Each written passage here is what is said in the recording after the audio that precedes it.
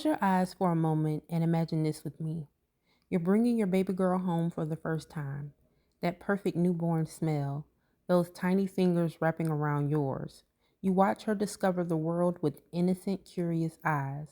Her first words, her first steps, first day of kindergarten, then middle school. But somewhere in between all those milestones, something shifts. You don't know what it is at first. Maybe you brush it off as normal teenage behavior, and by the time you realize something is truly wrong, it's too late.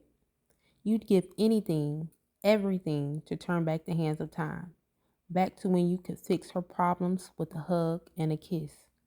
But you can't. This is the nightmare one mother is living right now. I'm your host, Nikki B. Ware, and today we're diving into a case that's still unfolding as we speak.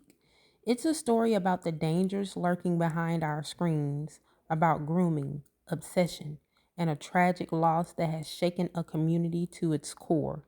This is the story of Celeste Rivas Hernandez, a young girl who loved Takis and hanging out with her friends, whose life intersected with a rising YouTube star, and who would ultimately be found dead in the trunk of a Tesla at just 15 years old. But this isn't just a story about what happened. It's a warning about what's happening right now to children all over the world through the very devices we've welcomed into our homes.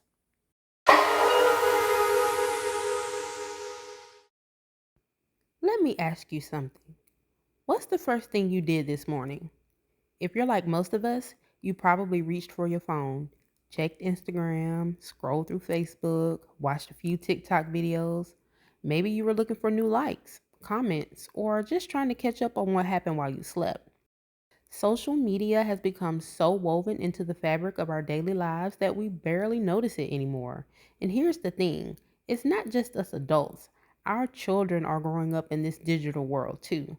Even parents who try desperately to shield their kids from social media find it's nearly impossible. It's everywhere, at school, at friends' houses, on every device. If you're interested in pop culture or current events or just existing in 2026, there's really no way around it. And while social media seems fun and harmless to most kids, we adults know better. We know exactly how dangerous it can be.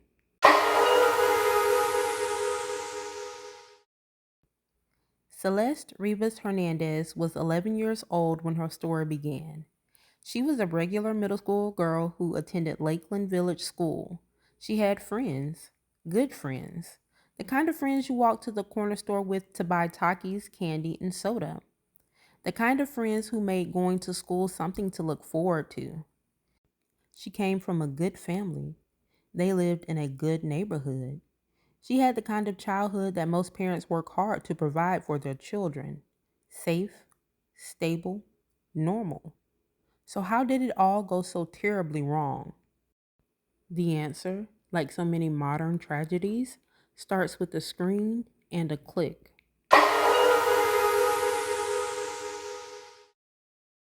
David Anthony Burke was becoming someone in the online world.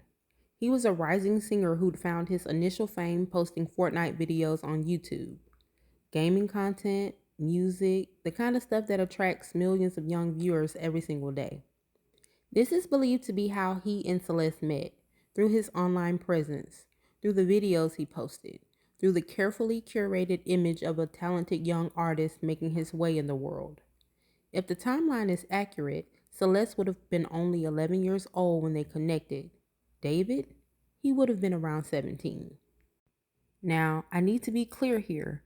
There doesn't appear to be any concrete proof that the two were in an official relationship during this time, but flirty messages were discovered between them. Messages that suggest there was indeed some kind of romantic connection, or at least what an 11-year-old child might perceive as romance. But here's where this story takes a truly chilling turn. If you dig into David's music, his lyrics, his videos, the art he was creating, you find something disturbing. He seems to be obsessed with someone named Celeste. Could it be a different Celeste? Sure, theoretically. But considering what we know now, considering what happened, it seems unlikely. In 2023, one of his unreleased songs was leaked. Listen to these lyrics. Oh Celeste, my name tattooed on your chest. Smell you on my clothes like cigarettes. I hear your voice every time I take a breath. I'm obsessed. Oh Celeste. Obsessed. He uses that word. I'm obsessed. And there's more. 3 years ago, he released a song called Romantic Homicide. The lyrics are unsettling, to say the least. In the back of my mind, you died, and I didn't even cry. But it's the music video for Romantic Homicide that really makes your skin crawl. David is dressed in a tuxedo. There's a woman or girl who appears to be wearing a wedding dress, and the resemblance to Celeste is uncanny. The video shows this female's body in a bed, covered in blood, clearly deceased.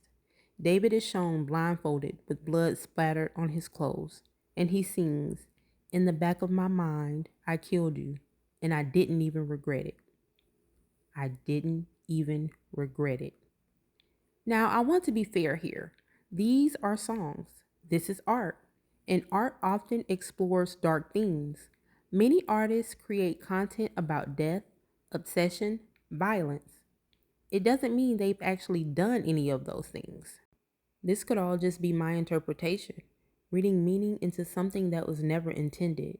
But when you go down this rabbit hole, when you watch video after video, listen to song after song, the imagery becomes harder to dismiss. They're hauntingly beautiful, yes. Disturbing, absolutely. And chilling in a way that's difficult to put into words. David Burke is clearly a talented person, but talent and monstrosity are not mutually exclusive.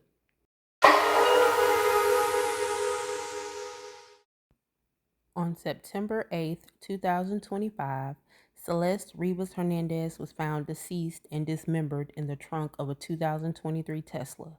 She had just turned 15 years old.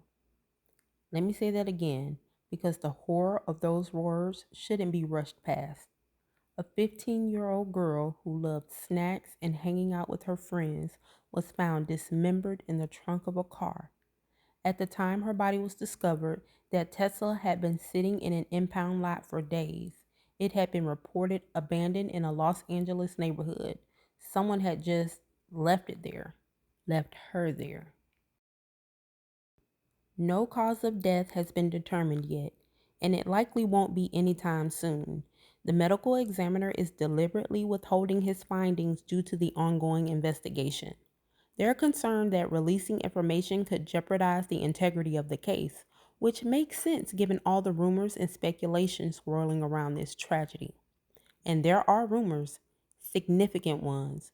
One of the most persistent is that Celeste may have been pregnant when she was killed, that the murder was committed to hide that pregnancy. However, it was recently released that Celeste was not pregnant and had not been pregnant within the last year. But had it been true, it would have added another layer of horror to an already horrific situation. So, how did we get here? How do we go from an 11-year-old girl in middle school to a 15-year-old found dead in a trunk? It started with that online connection. After meeting David when she was around 11, Celeste developed a pattern that should have been a massive red flag to everyone involved. She started running away from home. At first, it wasn't far, maybe to a relative's house, and she would always come back until she didn't. In April of 2024, when Celeste was 13 going on 14, she ran away from home, and this time she never returned. But that doesn't mean she was never seen again. Celeste's family knew she had been dating someone named David, and David had been spotted with a girl who looked like Celeste on several occasions. He even did a live stream with his fans, and in it, a girl who looked strikingly similar to Celeste was sitting next to him. She was wearing a black hoodie with the hood pulled over her head and a pair of oversized glasses, like she was trying to hide her identity, or maybe like someone had told her to hide her identity. His own friends even stated they'd met a girl named Celeste who David said was his girlfriend. But here's the thing, because of the age restricted places they were spotted together, David's friends just assumed she was a 19-year-old college student, not a 13 or 14-year-old child, not a girl who should have been home with her family. And the connections keep coming. The two had matching tattoos on their fingers with the word shh. Think about that for a moment. Shh. A shared secret, something that needed to be kept quiet. Also, the car that Celeste's body was found in, it was David's Tesla. And there's a photo showing David was only a 6-minute walk from Celeste's home before she went missing in 2024. 6 minutes. That's how close he was to her world. And do you want to know what's maddening about all of this? None of it proves what happened to her. Everything we have right now is circumstantial. The songs, the videos, the sightings, the tattoos, the car, all of it paints a picture, but it doesn't give us the complete image. And that's why, as of right now, David Anthony Burke has not been charged in Celeste's death.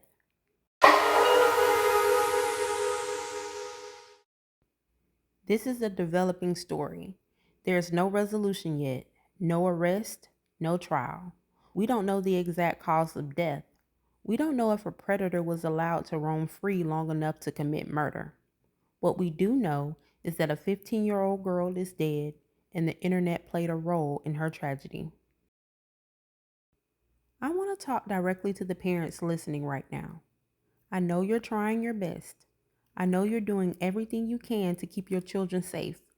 But the internet has changed the game in ways that our parents never had to worry about.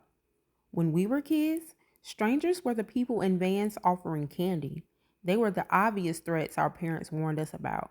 But today's predators don't need vans. They don't need to leave their houses. They can reach our children through phones, tablets, gaming consoles, computers, devices we've given them because they need them for school, for staying connected, for being a part of the modern world. David Anthony Burke wasn't some obviously creepy stranger. He was a rising star. He was talented. He made music that young people connected with. He posted video games. He was exactly the kind of person an 11-year-old might think was cool, might want to connect with, might trust. And that's what makes this so terrifying. The danger doesn't always look dangerous. Sometimes it looks like fame, like talent, like someone who understands you in a way your parents don't. Celeste's story should haunt us, but more than that, it should motivate us. We need to talk to our children about online safety, not in a scary, everyone on the internet is evil way that will make them tune us out, but in a real, honest way. We need to explain that not everyone is who they say they are online, that adults who want to be friends with children have something wrong with them, that keeping secrets from parents about your online relationships is never okay, that if someone asks you to hide your relationship from your family, that's a massive red flag. We need to monitor what our kids are doing online without making them feel like they have no privacy. It's a difficult balance, I know, but it's necessary. The reality is that while the internet can be a wonderful tool for connection, learning, and creativity, it can also be a hunting ground for predators. And unlike the strangers our parents warned us about, these predators can build trust over time, can groom children into believing they're in a real relationship, can manipulate them into running away from the safety of their homes. Celeste Rivas Hernandez should be in high school right now. She should be worried about homework and friend drama and what to wear to the school dance.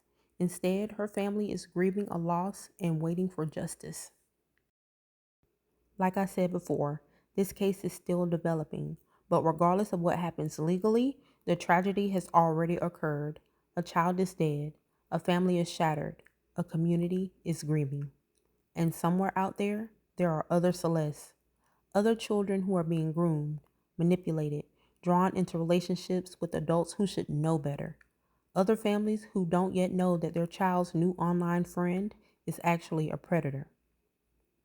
I started this episode by asking you to imagine bringing your baby girl home for the first time, watching her grow, celebrating every milestone, raising her in a good, stable home.